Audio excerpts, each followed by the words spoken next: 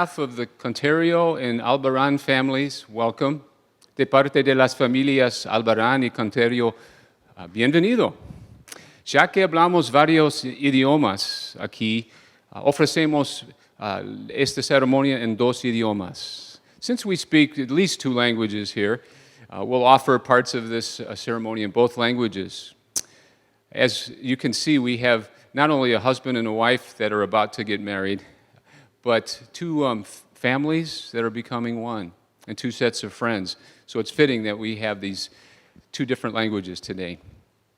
Dearly beloved, we've gathered together tonight to join this man, Danny Albarán, and this woman, Kathleen Conterio, in holy matrimony. Marriage is not to be entered into unadvisedly, but thoughtfully, with respect to all persons present. And it's into this kind of relationship that these two have now come to be joined. El matrimonio no debe emprenderse casualmente, pero con cuidado, con respeto a todas las personas presentes y con reverencia a Dios. En este tipo de relación, estas dos se han llegado a unir. So, I get to ask the mother and the father of the bride the historic question tonight. Who presents this woman to be married to this man? We do. We do.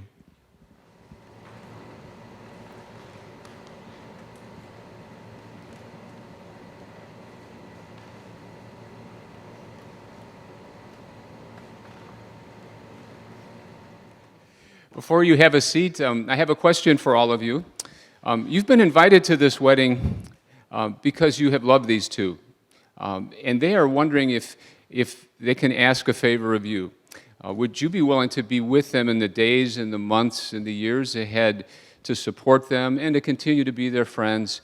And if so, the answer would be, we will. One more time, like you mean it. Sorry, that was great. So thank you very much, and please be seated.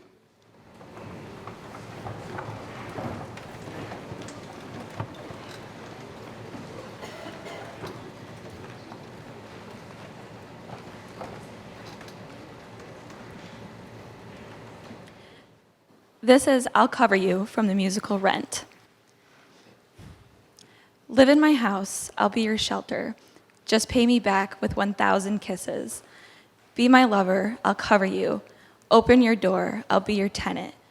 Don't got much baggage to lay at your feet, but sweet kisses I've got to spare. I'll be there and I'll cover you. I think they meant it when they said you can't buy love. Now I know you can rent it. A new lease, you are my love. On life, be my life. Okay, this is from How I Met Your Mother in Parks and Rec. But love doesn't make sense. You can't logic your way into or out of it. Love is totally nonsensical, but we have to keep doing it, or else we're lost and love is dead, and humanity should just pack it in. Because love is the best thing we do. The things that you have done for me to help me, support me, surprise me, to make me happy, go above and beyond what any person deserves. You're all I need. I love you, and I like you.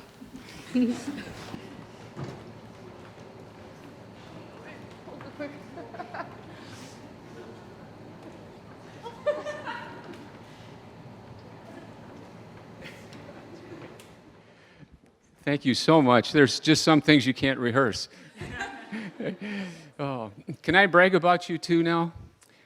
You know, my hope for you is that in the next couple of minutes that you can not be nervous about anything. And it's almost impossible not to be nervous at your wedding. But I just wanted to remind you that all the people that love you the most are here. And we don't have to perform for each other anymore. We can just be now.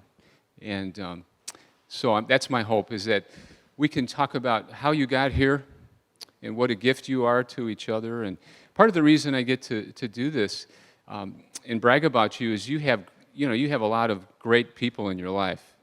In the front row, grandparents who aren't here with us physically, but who are with us in spirit. Best friends in the world are here, and you got a lot of them. And they are. I can tell they love you. And then you've got a lot of great love and family and friends in rows 2 through 10. So they've all shaped you in some way. You know, everybody that we interact with can potentially shape our lives, and we can shape others' lives with every interaction. And so, how many of you like a good love story? Yeah. This love story began a long time ago in a land far, far away called Bradley University. It's over there, right? I lost my direction. They should have as their subtitle, you can learn here and you can fall in love here, you know, because that's what happened, but you didn't know that. And Katie came, you know, to late registration, or, you know, she transferred in and was confirming registration, and had no idea she was going to meet the love of her life. You know, you never know. And so the first time that these two remember interacting, because they had similar friends, was after a party, and apparently Kathleen Contario dropped her inhaler. And Daniel Albaran said, "I'll get it." No, he didn't say that, but he did. And he said when he came up with the inhaler, he saw Katie in this beautiful blue coat. And he thought to himself, someday I'd like to marry that blue coat.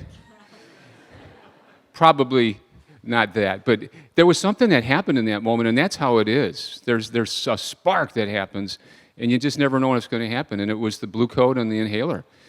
So good thing you dropped it.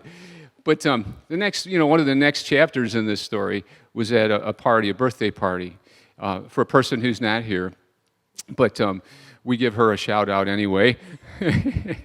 And these two just finally had this moment where they were having fun together, teasing each other about, you know, hoodies and ball caps. And did you talk about Taylor Swift then? Not then. Okay, that was coming.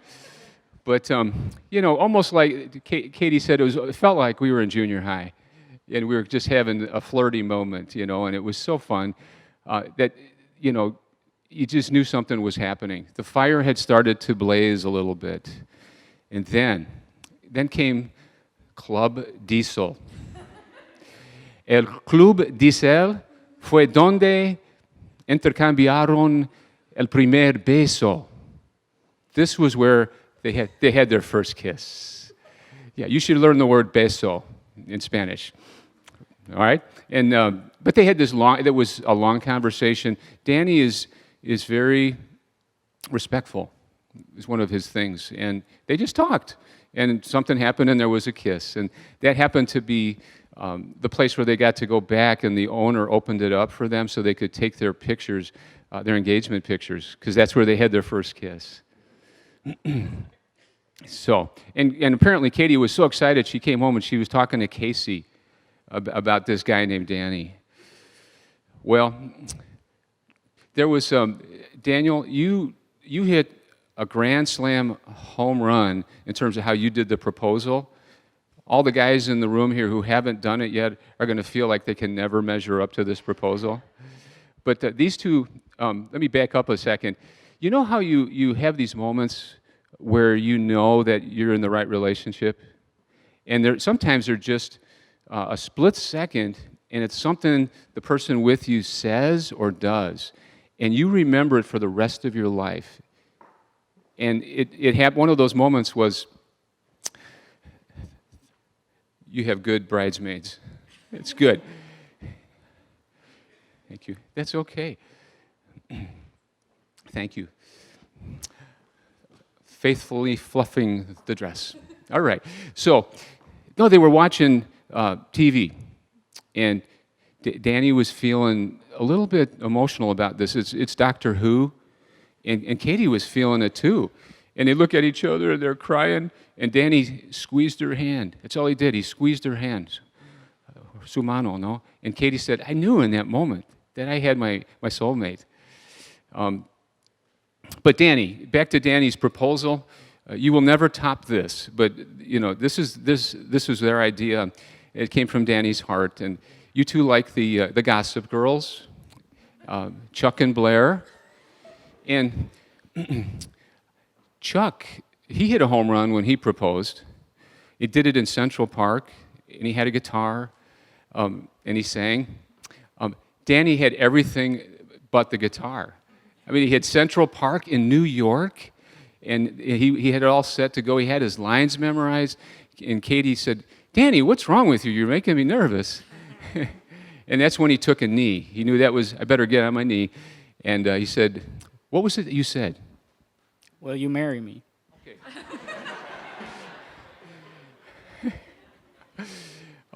I would die, you said, this is what you told me, I will die a happy man if I get to spend my life with you, or something like that.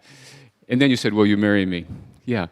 And of course, Katie said yes, because everybody wants to be Danny's friend. Because everybody loves you that knows you, right? And so here we are. Isn't that a cool story? So, you know, in the years ahead, Danny, if I could have just had somebody say to me when I was standing where you are, here's something to remember if you get into a spot where you don't feel in love. Because, you know, everybody that gets married is feeling in love. But then we go through these times where we don't feel in love, right? And then what do? What does love look like when you don't feel in love? What does love look like when you don't actually like the person at that moment that you are committed to? It's a tough spot to be in. And, you know, there's three kinds of love, I think, at least. And the one that got you guys together, the blue coat moment, is what we call, you know, that's romance. And I think that's part of the order of the creation, that's how we find each other. It's the spark. But to use an analogy, a diesel analogy, Club Diesel, romance is like jet fuel, right? It works great, and then it's gone, right? It's powerful and potent, but it comes and goes. It's not diesel fuel, you know. So you need something else. One of the other something else's might be what we would call, in the Greek, it's called phileo, which is friendship. You know, and that's part of why we're here. You're best friends. And honestly, I know Jane and I went through periods where we did not feel any romance, but the thing that kept us together was the friendship. But then there's a time in which, and you've had this happen to you maybe, where somebody who was a best friend, something happened, and you never talk to each other again. It happens to people that I know all the time. The friendships just end. So what kind of love is it that you could have, or that we need to go the distance? And I would call that a love without conditions, unconditional love. And that's really a hard kind of love to have sometimes, especially when somebody's hurt you. And sometimes we inadvertently hurt each other or intentionally make choices. And it's a very hard thing to find sometimes, that unconditional love. The best way to explain unconditional love is Katie loves Danny not because he's loyal and he's even-keeled and he's a good listener. She loves him in spite of the times that he's not. It's an in spite of kind of love. And unconditional love is when Danny loves Katie, not because she's humble, and she is. She was 5th in her class when she graduated. But he loves her even when she brags, not just because she's humble. And he loves her when she's hospitable. You have this gift of helping people feel at home in your presence. You're good at getting people together and helping them feel welcome. That's a gift. And you have a social conscience. You care about this world and the people in this world. So it's an honor to know you. And our wish for you is that you'll have all the romance that you need for like 80 years. That's really old. But we hope you get there, and that you'll be best friends all the days that you walk this earth, and that when you're not feeling in love, that you'll find a source for an unconditional love to fill your hearts for one another. Amen?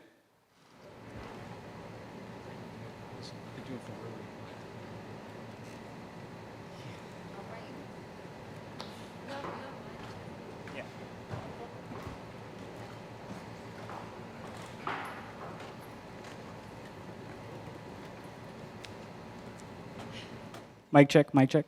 Okay. Katie, I used to think forced icebreakers were dumb, and I still kind of do. But I am beyond grateful that I was forced by a cute, blonde Bradley tour guide to partake in them during my transfer orientation. I did not know it back then, but you would quickly become my best friend, my rock, and my soulmate. I love that you push me to do my best. Call me out when you know that I can do better, and take care of me when I am a baby because I have a cold. It never ceases to amaze me how you light up every room you walk into. Your compassion, good nature, and ability to will what you want into the world makes me love you more each and every day. I vow to always get you Tylenol when you have a headache. I vow to always help you park the car. I vow to always be your TV binge partner, and I vow to always eat late-night Greek fries with you. I know I do not need to promise to love you from now until the rest of our lives, and then after that, because it is now second nature to love you more and more each and every day. All right, that's a tough act to follow. All right, guys.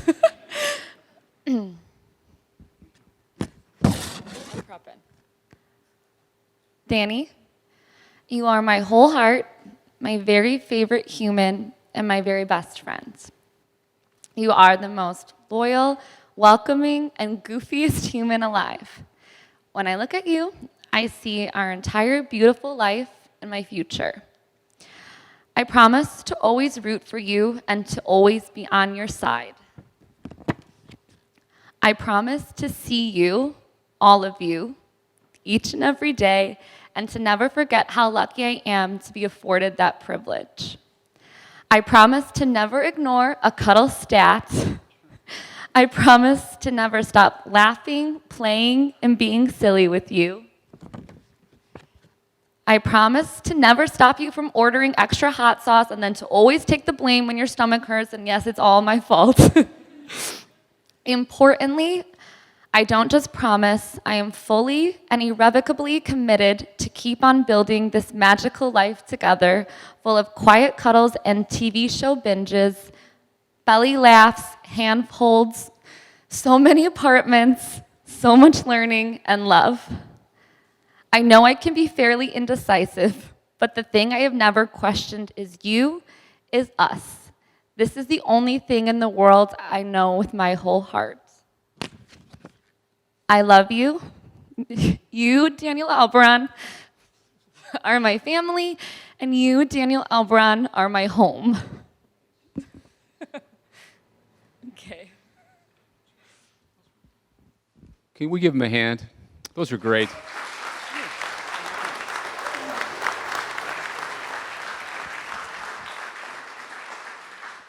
This time, it's my honor to invite the Lord of the Rings, Joe, to come over here. And Katie's going to offer her left hand.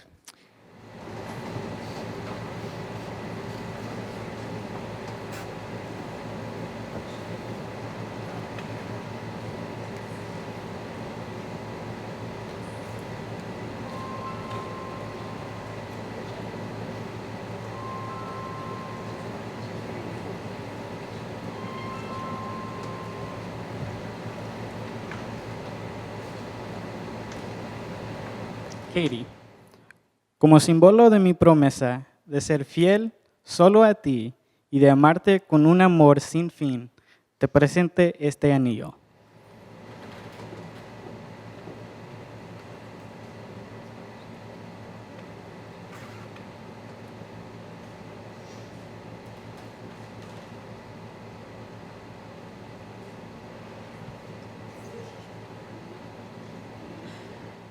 Daniel, como símbolo de mi promesa de ser fiel solo a ti y de amarte con un amor sin fin, te presento este anillo.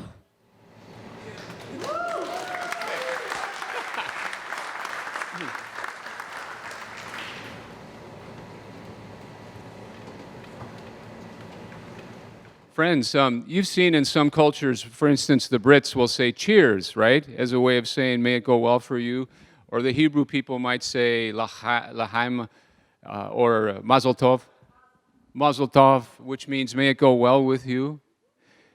Guess what we say in Spanish?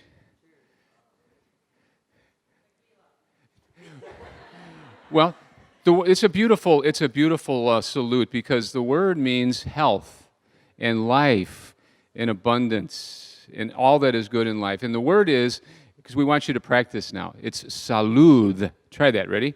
So it looks like S-A-L-U-D, but the D is a T-H sound. So salud. Let's try it, ready? Salud. If you're going to be in this family and circle, you want to learn that word.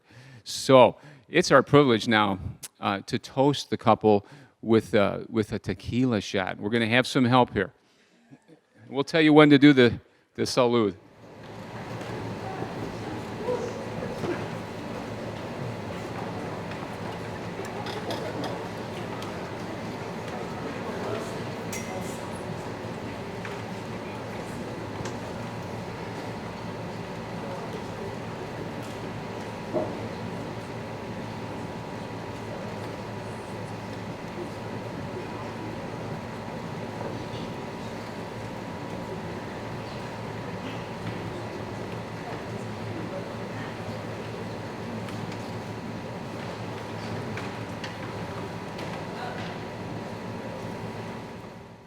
All right, ladies and gentlemen, here goes the tequila shot for life. And remember, the word is salud. Here we go. Salud.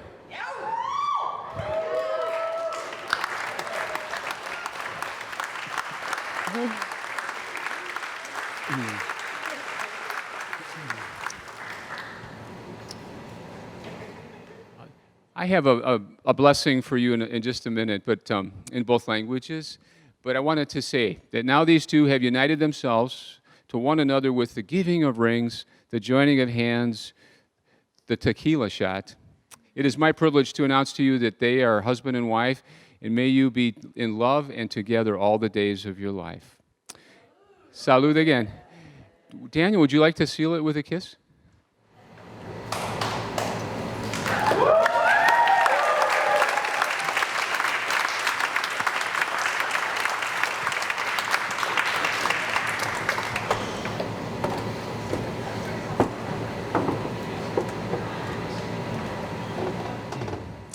De hoy y adelante, que el mundo los conozca como socios iguales, novios y almas gemelas.